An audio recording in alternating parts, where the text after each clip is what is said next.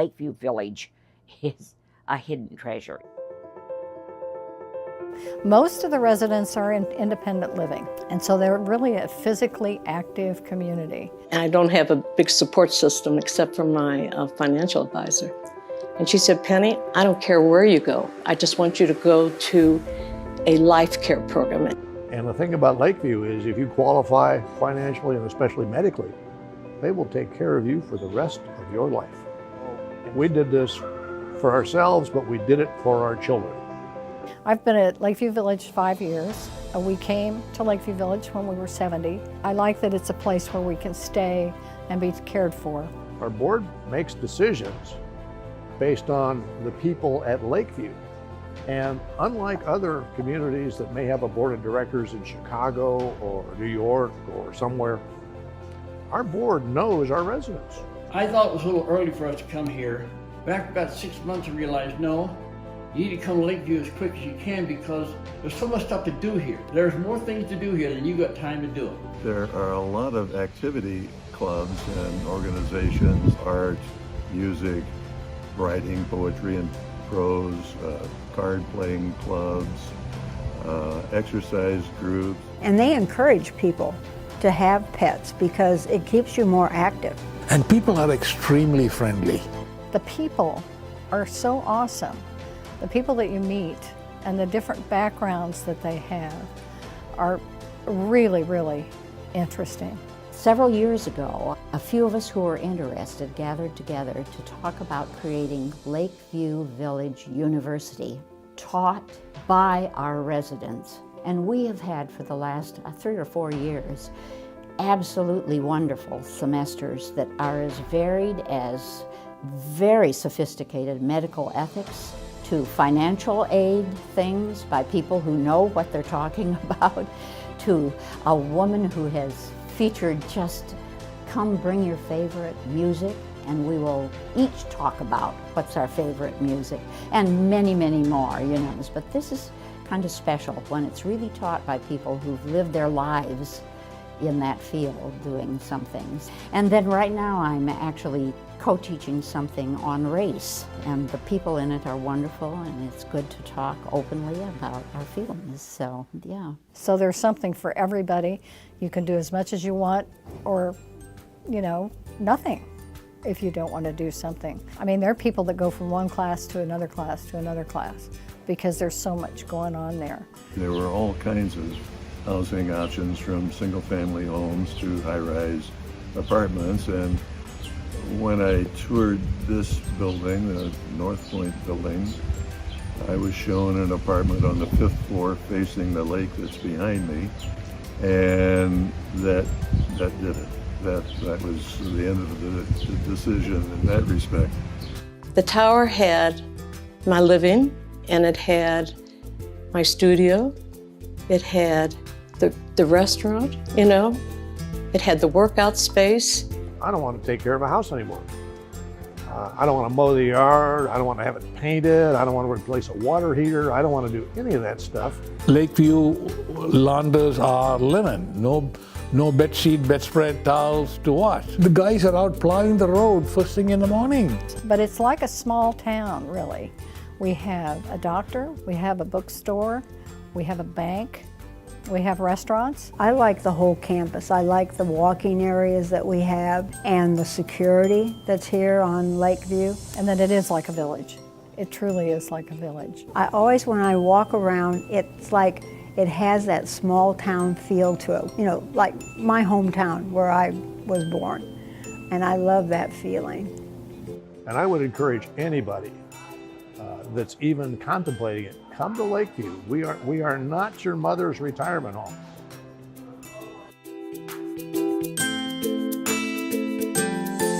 Hello to all of you, and thank you so much for being part of this special presentation by Lakeview Village. It's about downsizing. Downsize to simplify your life. And we've got a great presenter with us today who is going to help us get our act together, because I don't know about you, but every time I go to the garage or I go to the basement, I'm like, how in the world am I ever going to get rid of all this stuff? So we're going to talk about that today. We're going to help us bring it down a notch to know that this is manageable, it is achievable with the right plan and the right time. So I can't wait for you to meet her because we're going to get this done together. But before we do, I want to remind you of how to ask a question today. So right below this box that I'm sitting in, there is a form. You're going to go there, type in your name, your question, hit submit. That'll come to us. We'll get your questions answered. And if we don't get them all answered today, because we tend to get a lot of them for this presentation in particular, Lakeview Village will reach out to you and they will get your questions answered as well. So before we get to our presenter, Karen, Lynn Tenbrink, how are you? Lynn is the marketing director at Lakeview Village. I think it's important for folks to know that you've been in this industry for 20 years. You've been doing, I mentioned you were only there a little short period of time, but you've been there in this industry for a long, long time. And so you know your stuff. And yes. I think it's important for folks right now for us to take a quick little moment to just learn a little bit more about Lakeview Village before we get into today's presentation. So Lakeview Village is a 100-acre campus. We have villas, patio homes, duplexes, apartments. We are a nonprofit organization, which is really important to a lot of people. So the money that goes to Lakeview Village always goes back to the residents and their lifestyle. The most amazing part of Lakeview Village is the lifestyle. So it's, of course, maintenance-free living. We have tons of amenities, a state-of-the-art fitness center, a pool, social activities, a supermarket, library, a bank on site, an art studio. We have an amazing art studio. So the lifestyle is really, what makes Lakeview different. Maintenance-free living is, of course, the main reason why people move to Lakeview. It's Lakeview Village, so we have 2 lakes. We have miles of walking trails, so we're great for biking, walking your dog.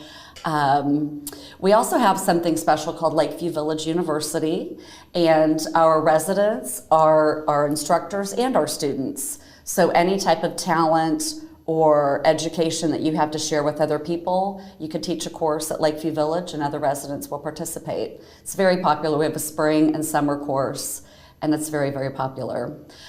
We are guided by a local board of directors, and I think that's important that all decisions about Lakeview Village are made locally. All of our board of directors live in Kansas City, and I feel that they know our community and they know our residents. We're very financially sound. That's important when you're looking at a CCRC. You need an organization that's going to be there in 20 and 30 years. You're paying for some future care, so you want to make sure that they're there. So an organization that's very financially sound is important. So as you're looking, ask about the finances of organizations that you're looking into. Something that comes up a little bit with our tours, people looking, is even though we have other living options besides apartments, we have the villas, we have duplexes, we have patio homes, but we do have a lot of apartments. And some people coming from a home to an apartment, that's a big adjustment. And we do like to share that our buildings are steel and concrete construction, and that is much more quiet and sound than other types. I mean, this isn't the apartment that your kids are living at in college. They're very quiet. You don't hear people walking around. You don't hear people's televisions. So I want people to feel a little bit better about that if they're looking into apartment living. If you would ever need it in the future, we do have state-of-the-art inpatient and outpatient therapy and rehab. That's there on campus if you would ever need it, and long-term care. And so when you meet with us, we'll talk about how all of that comes together. Our residents don't need that when they move in, but if they need it in the future, we're there. We are also the only true life care in Johnson County. There are other organizations that have a version of life care, but we're the only true life care where your monthly fee follows you through other levels of care. And that takes a longer conversation, but something to think about and talk about as you're looking at communities. So Lynn, I'm sure that as people go through the presentation today, other questions are going to come up, certainly. So we want you to hang around here till the end. But here is your contact information as well on the screen. So for those who might want to jot that down right now, it's L. Tenbrink We need to find out about your last name one of these days. But anyway, and then there is the phone number as well for folks to have, because there is so much going on. And that life care piece, I think, can be a little bit tricky for people. Yes. We hear it from other communities. It is different. It is above, if you will, at Lakeview Village, and that is an important conversation and a longer one, as you said. So Agreed. I'm glad that you brought that up, certainly, so folks can continue to learn more about that. And we've got some other sessions coming up, some other virtual events coming up where we're going to talk in depth about that as well, but they can call you. Look at And that's why we do these, is we're trying to inform and educate. We want educated consumers. So even if Lakeview isn't the right place for you, we just want you to make an educated decision about it. So find out about other communities, as we encourage you to find out about other communities, because you'll vividly see how Lakeview is different. Yeah. But we'll help you with all that education to make the decision that's right for you. I love that about you guys. You're very open about, we just want to help. Right. If this isn't the right fit, it's not the right fit, but we just want to help. So that is awesome. All right, well, we are going to talk to Karen Swart now, and I have a special place in my heart for organizing, etc. You guys have been doing this in Kansas City for many years, and downsizing is probably one of your greatest specialties in terms of being able to really come into our home, help us look at what we've got everywhere and go, you're really using that, Melissa, or not? So I think what you're going to share with us today is really meaty presentation and great information for us. Plus, there is a resource guide. So for those folks who reach out, and we'll talk about that a little bit more later, to us at Lakeview Village, then they'll be able to get that resource guide. So know that if you're one of those to take copious notes about everything, you can get a resource guide that's going to have all of this information in it as well. So Karen, take it away. All right. Thank you, Melissa. So here is our main question of the day: how to fit a lifetime of things into a smaller space. And I think these pictures provide a pretty good visual. The first picture might look like your basement. And you know what? You're very organized if that is you. But the point of this is just for you to see and think about, if I have a lot of things that I've been collecting over the years, and I'm considering downsizing to a smaller home, or maybe a community like Lakeview Village, you possibly will have less storage space, or you just will need less stuff where you're moving to. So this is how we're going to think about our presentation today. How do we downsize to a smaller space? So a project like this might make you feel a lot of different ways. I hope you're feeling excited. Because this is a new chapter in your life. You're going to be able to do new things and different things because you're going to unload all of this extra stuff that you no longer need or use. And you're going to be able to focus on other aspects of your life. You might be a little overwhelmed or sad or worried, and these are all very normal things to feel right now. Just be aware of how you feel right now, and know that there are people out there that can help you get through this process. All right, so how can a professional help? So as mentioned, I'm a professional organizer. This is something that I help people navigate through. Whether you're here in Kansas City or in another city, there are professional people. It's a service where we can help you get through the process and think through it from beginning to end. We know you're overwhelmed. We've been through many projects just like this, so we are conscientious about that feeling. What we're here to do is guide you and to ask the right questions and to be sensitive about the process as a whole. We know what the goal is, we know the end goal, and we're just going to help you get there. And mostly we're going to encourage and direct.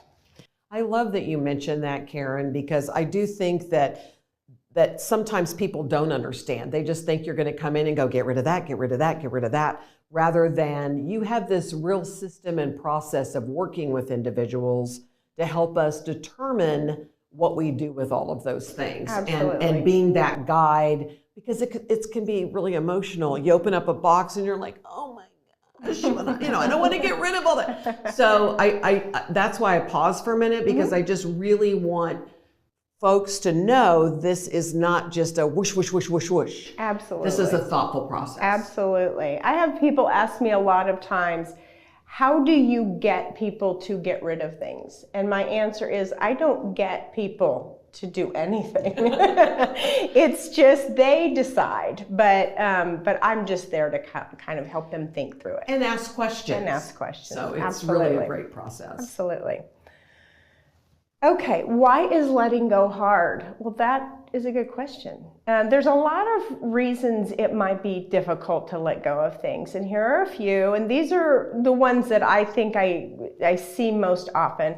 There are memories attached to things. You might pick up an item, and this happens with me and clients a lot. They'll pick it up and they'll tell me the whole story about what happened with that one item.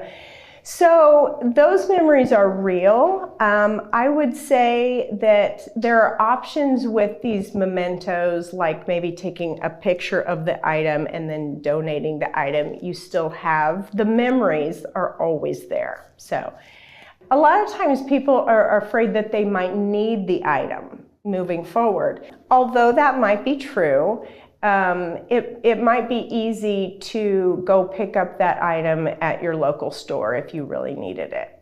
Sometimes people feel guilty because the item was a gift. Oh, my aunt gave me whatever the item might be. And so you feel bad about getting rid of that. I usually try to encourage people just to understand whether that item has outlasted its usefulness. Are you even displaying the item anymore?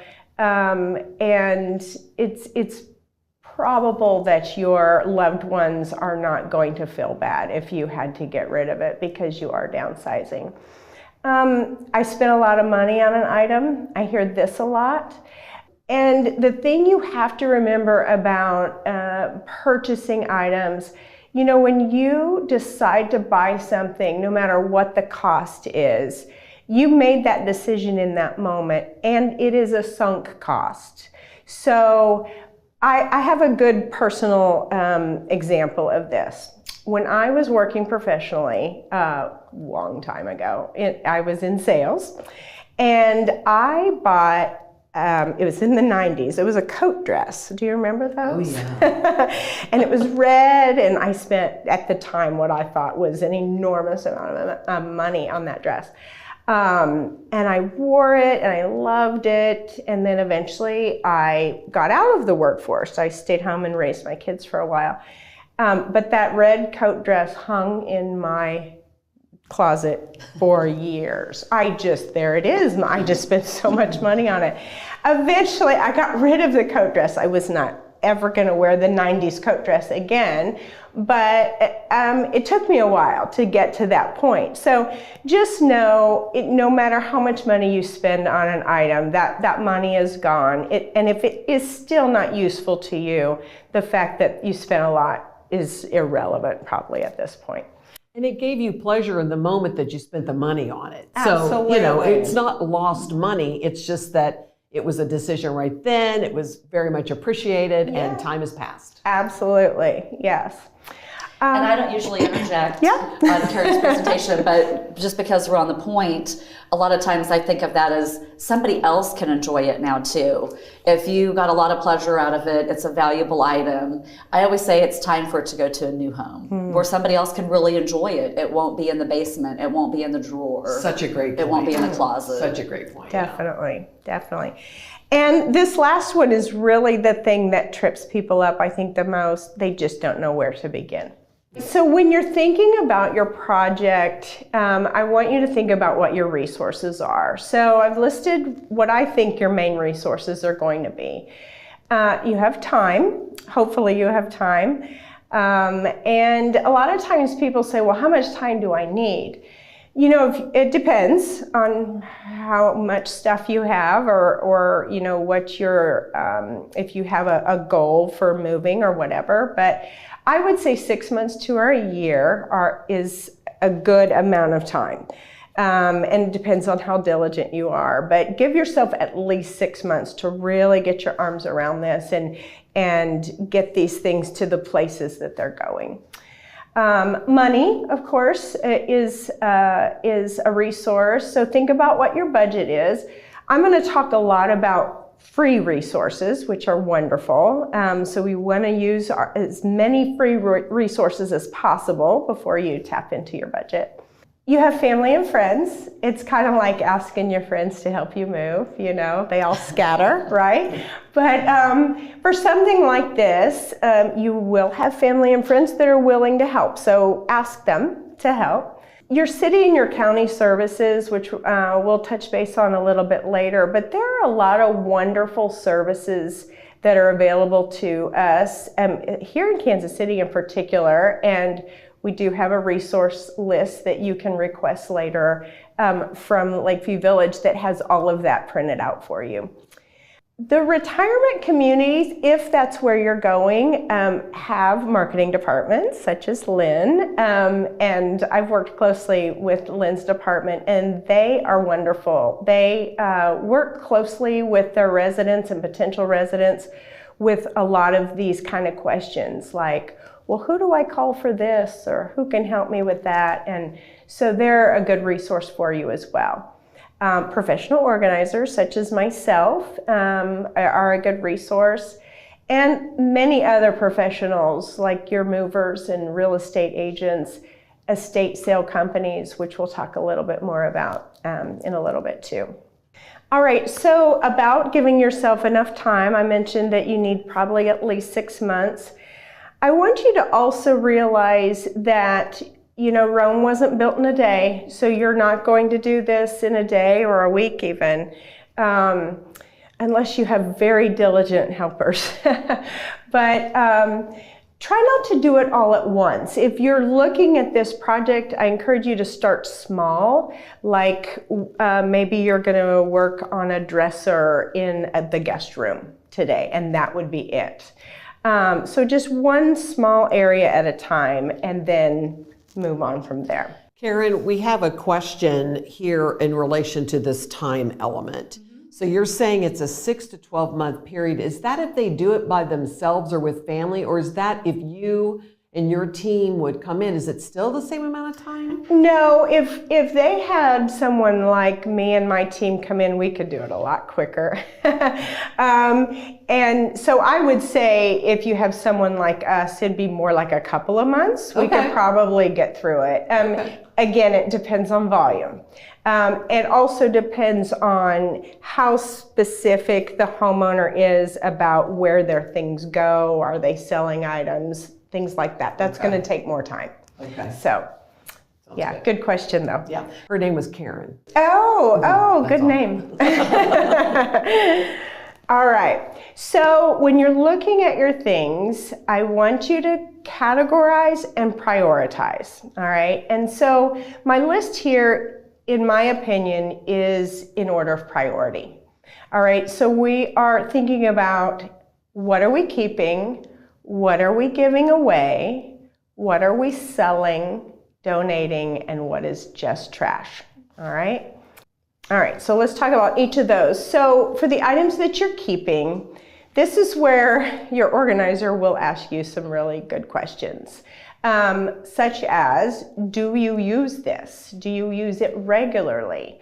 If the answer is yes, then that's a good item to keep. All right, so regular use, are you going to be able to store it? All right, so there are probably some larger items you have in your home now that it could get tricky with storage, so you have to really think through that. Does it have a strong sentimental value? We're going to talk about sentimental items a little bit more in detail. And does it fit your lifestyle? So I have a good example for this particular question. If you are someone, I had a client that was an advertising executive back in the day, and she had many, many, many custom suits. It's similar to my coat dress. Custom suits from the 80s. They were really cool. But she is retired now. Her lifestyle has changed completely. And although she used those items regularly, she just was not going to have the space for them where she was going. So we donated them, and I'm sure they made somebody very happy. I bet they did. Helped them get a job. That's right. That's right. All right, so sentimental items. This is a tough area, as we have talked many times. Pictures are tricky because people tend to have a lot of them. They might have them in albums. I really encourage people to consider getting them digitalized. There are a lot of services out there that will do that. I did this personally. I took all my kids' photos and took them to a service and had the photos digitalized so that they were stored forever and safe. They're safe from disaster and flood and whatever might happen. And they're preserved for the future. So something to consider, and then you don't have to worry about physically storing these photos long term. Is that one of the things that folks will find on the resource guide, is something like that? Or is that just something they should Google? It's on the resource guide, perfect. Because that's where you want to, I want it to be like easy for me. Thank you, Karen and Lynn. And it is easy, it is easy. I used a local service, but I've had clients use a mail-in service, which sounds scary because you're mailing in your photos, but they send them back, so it's all good. Wherever you're going, you want to think about selecting a few smaller items to keep, and I encourage you to think about maybe a banker's box or just a lidded container and keeping the items to that amount of keepsakes to take with you. You can gift the items for safekeeping. So in other words, if you have some sentimental items, offer for your kids to take them, or somebody that you care about to just keep them for you, and to maybe keep them long term as well. You can donate to a museum or sell to an antique store. I will say that this is kind of a remote possibility. But sometimes there are museums that are looking for particular items that you can gift to. And then lastly, take pictures of the items instead. Just take pictures of them, and then you will always have that item preserved in that way, but in a smaller way. All right, so when you're gifting items to your loved ones, you want to select the items that you think that person might want, or maybe you want them to have that item. Be sure to ask them if they would like the item. And this is a little tricky because they're either going to be honest or not.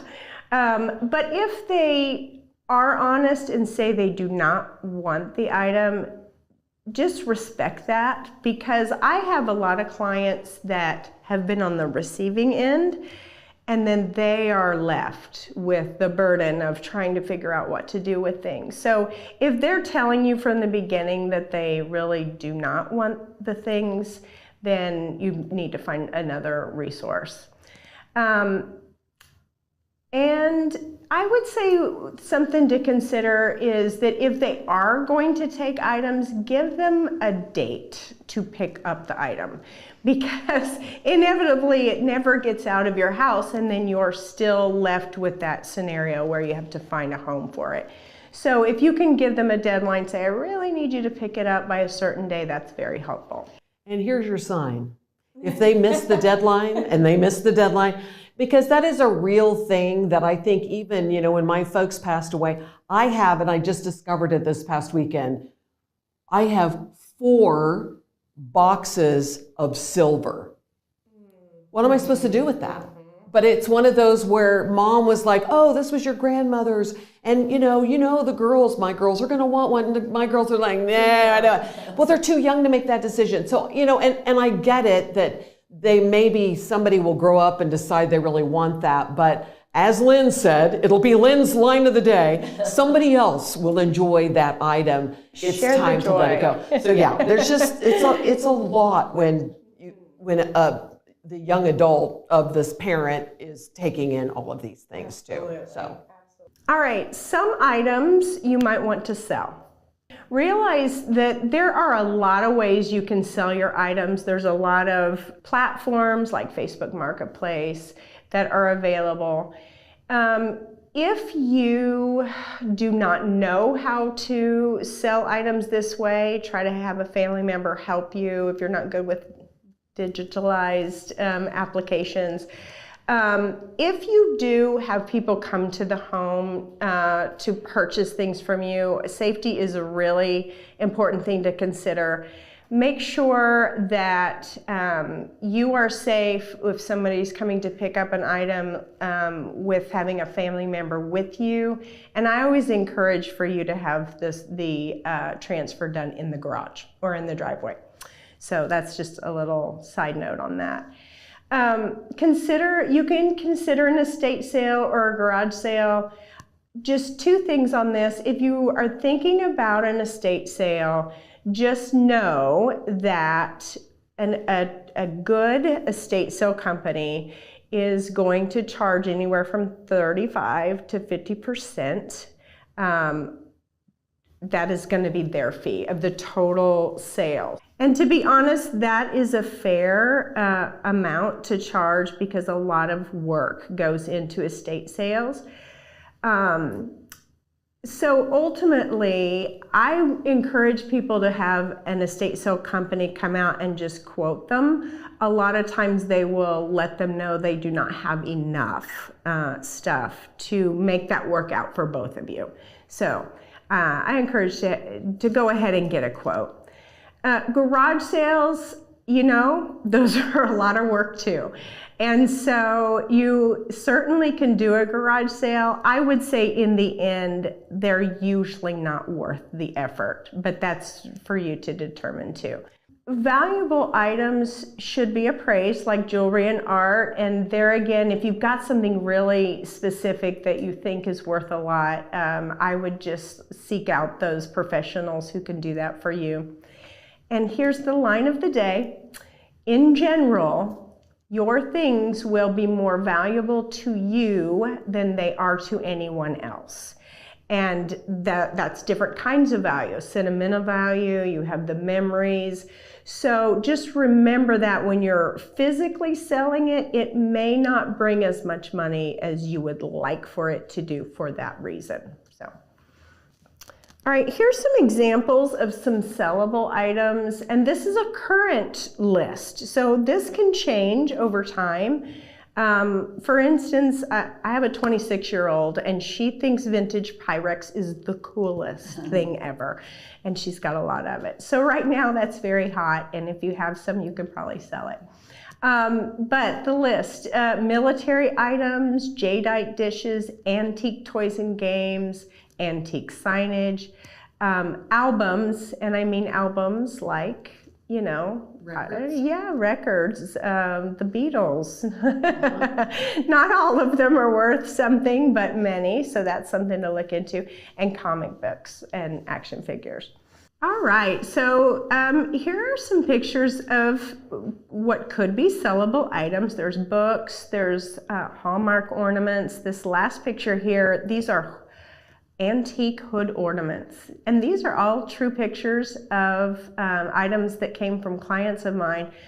You know, books are not worth a lot typically unless they're antique. Those are very hot, but you can sell your books for a few pennies. And if you've got a lot of them, well, you might end up with a few dollars. Hallmark ornaments, I've had several clients that have had a lot of those. There are buyers for this, but the reality on something like that is they're only looking for certain ones. And so if you think that you're going to sell your entire allotment for a lot of money, chances are probably not. And hood ornaments, who knew? My client sold these for quite a bit of money. So the point is that you have to do your research and ask the right people whether they're worth anything. There are things that are difficult to sell, and some of this may or may not surprise you, but all your china, no matter how old it is, or stemware, collectible figurines, these things are not really sellable because the younger generations are not interested in them. They're also not interested in what I call brown furniture, like the picture there. No matter how well made, no matter how solid it is. And the reason is because the younger generations they're very mobile. They don't want to have to move it. They're more interested in experiences than things. And so they're just not ready or willing to invest in something like that. No, your Beanie Babies are not worth anything. That's a hard one. A lot of people have those thinking that they were going to be, but they're not.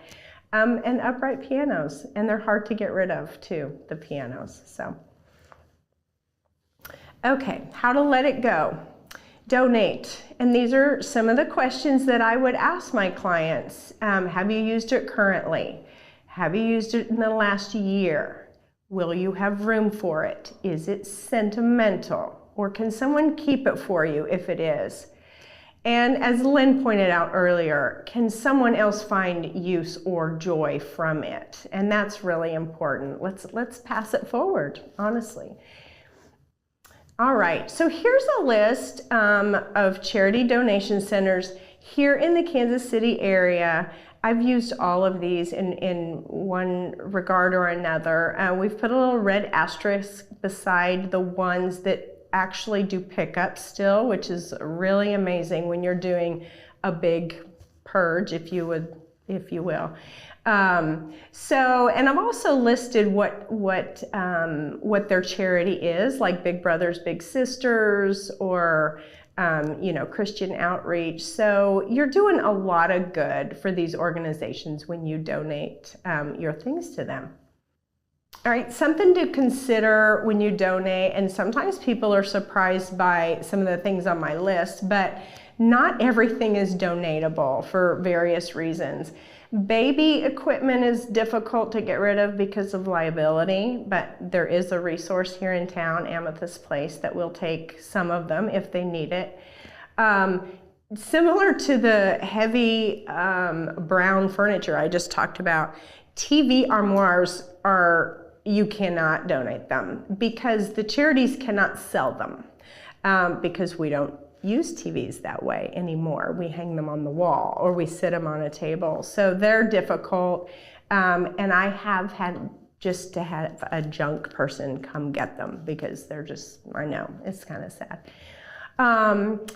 Mattresses are difficult to get rid of. So you can look through this list, but just know that especially if you're going to have a donation pickup, they will not take all of this stuff if you put it out, just because you put it out. So know what they're willing to take. All right, we'll talk a little bit about paper. Paper's so boring. We hate it, and everybody has it. Sometimes mounds and mounds of it. So just a few rules of thumb. There is not a lot of paper you need to keep. I mean, that's the general rule of thumb. I try to get people to understand. This is a list, and you can go, I got this list from SusieOrman.com. She's a financial advisor. She's a famous one, and she gave this list. And if you follow this guideline, I would say most of the paper you probably have can be recycled or shredded. What do you need to shred? I would say anything with a signature, an account number, a social security number, medical or legal information. And the main concern here is identity theft. So just keep that in mind. Those are the things that you'll want to shred. We have a little something about shredding coming up a little bit later. We're going to fill folks in on something Lakeview Village is doing. Yes.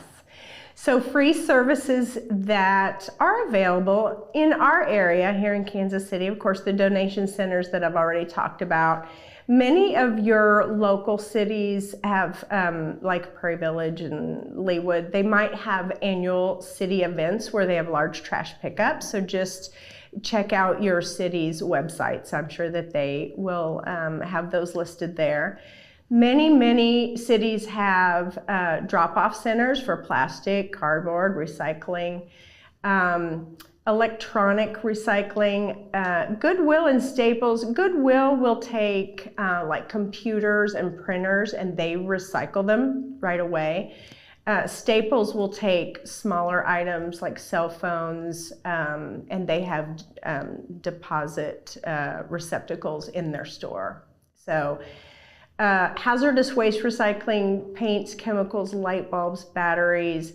I know in Johnson County you can make an appointment to drop those off. There are some other cities around that do the same thing. That all of those particular cities are on our resource list that you can request. And I love including this because I think it's so important. One of the recycle centers in Overland Park, it's on Hardy Street, you can get free moving boxes. It's amazing. So make sure you check that out. All right, and I'm just gonna finish with this last statement. Downsizing your home will take time. Give yourself grace and definitely extra time. Know that there are people and services to help you. Seek them out and ask questions. Try to approach this project as an adventure. It is a new and exciting chapter in your life, and I wish you all the best. Wow, what great information that we have. A lot to digest. Again, there is a resource guide that you've put together. And Lynn, how will those attending be able to receive the resource guide that has a lot of this information in it? You can give us a call or email us and we will send that to you if you request it. Also, somebody will be following up with all the attendees today to see if they would like that resource guide, and it is very helpful. Perfect. So everything you saw here, the donation centers, where they're located, so the addresses, the websites are all in the resource guide. Perfect. So easy to do.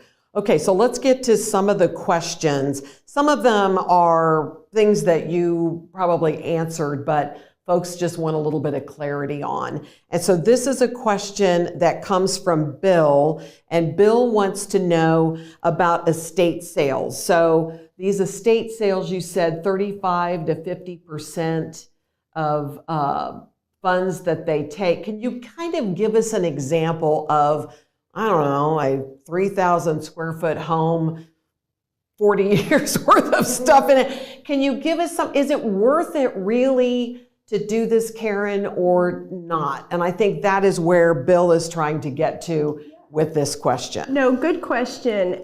In my experience, and I've visited with several estate sale companies, and I get kind of the same advice. It really depends on what they have. Some homes may not have a large volume of things, but they might have the right things. So for instance, if they have guns, those are a big seller. If they're selling cars or equipment in their garage, maybe they live out in the country and they have a big building with some farm equipment. I don't know. So larger pieces of equipment, things that bring more money are going to make it worthwhile. So that's why I really encourage, if you're not sure, have the estate sale company come out and take a look, and they'll be honest with you. One company says, well, my fee is $3,500. And what he's saying is, no matter what this sale brings, I'm getting $3,500, right? Wow, okay, yes. That's important, yeah. Yes, so, but it could be a great sale and he might ultimately make more than that. So it kind of depends on what you have to sell. Yeah, that's very helpful.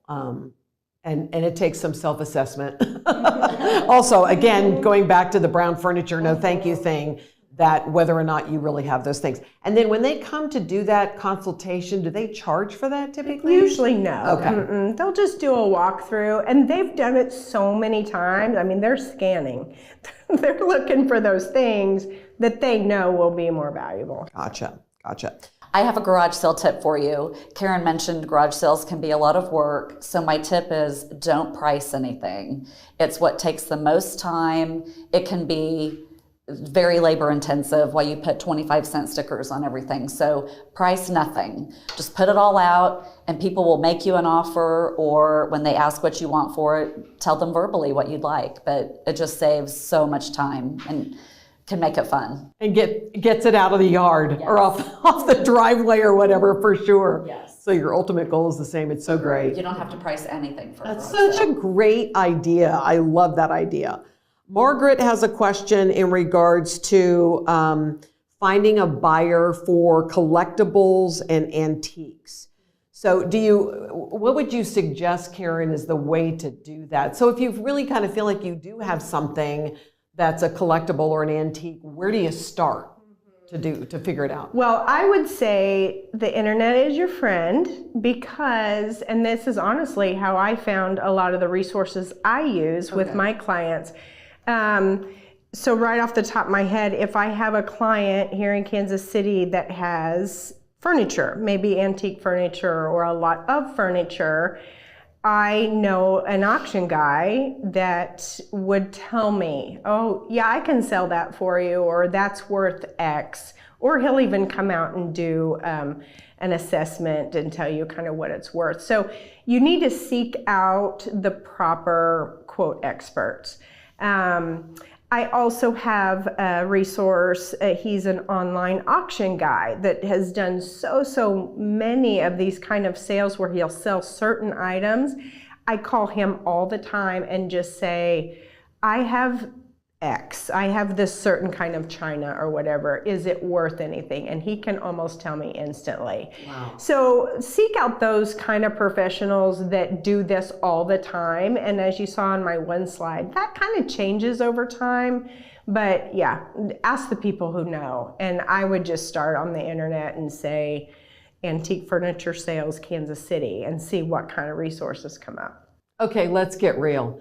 Because the real thing, the easiest thing to do is when you hire organizing, etc. Yeah, I'm doing a commercial. I mean, it's true because We'll you do it guys for you. know Yeah. all of those resources, Yeah. and you've got a relationship with them, and you can just figure it out really quickly. Yes, Fast, done. Totally. And I have a junk guy too, and he's a local guy, and so I text him. I say, I need you to come pick up some junk on Tuesday, and he says, I'll be there.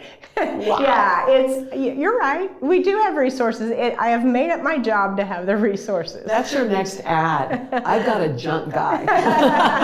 Right there. Right. Okay, part two to Margaret's question is around consignment. So she's wanting to know, is that a route that's even worth taking? Sometimes, yes. And these, in fact, that same resource I was telling you about with the furniture, sometimes they will sell on consignment as well. So sometimes, yes.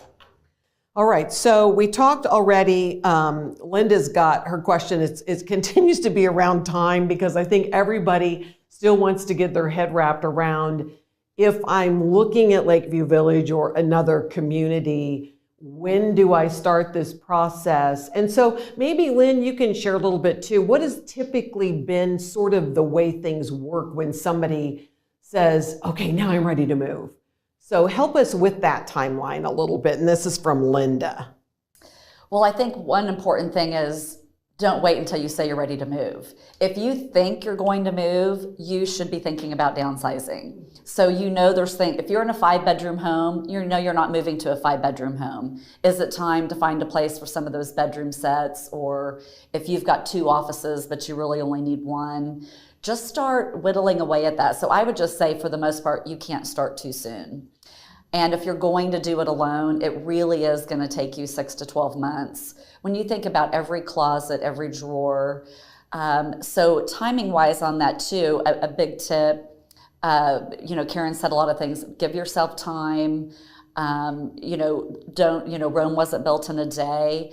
And part of this is don't just keep moving things around. We've talked about this too. They've got their donation pile as their entire basement. Schedule a once a month pickup with some of these folks and just have it ready to go. Because when you start seeing the progress, it's like you can just start breathing too. It doesn't feel so overwhelming. When you see your basement, doesn't have as much stuff, and your spare bedrooms don't have as much stuff. So, go at once every other week to the donation center. Don't feel like everything's all at one time. Give your kids I have a box of stuff for you to look through. This is yours. Keep it or throw it away. But you know that it's out of your house. We said too, and when we were talking about getting this event together, I talked about everybody's got those huge trash cans that they're wheeling to the end of their driveway, a recycle and a trash can. And if those are not overflowing every week, you are not downsizing. So those need to be filled to the brim every week. When it's not full, get in the house and you've got shoe boxes or something that can go in there. Well, you're right. I mean, and if you do it a little bit at a time, eat the elephant just one bite at a time, then it doesn't feel so difficult when it comes right down to it. But when you start to see the progress, it kind of just gets, it does. It feels really good, and it motivates you to do more.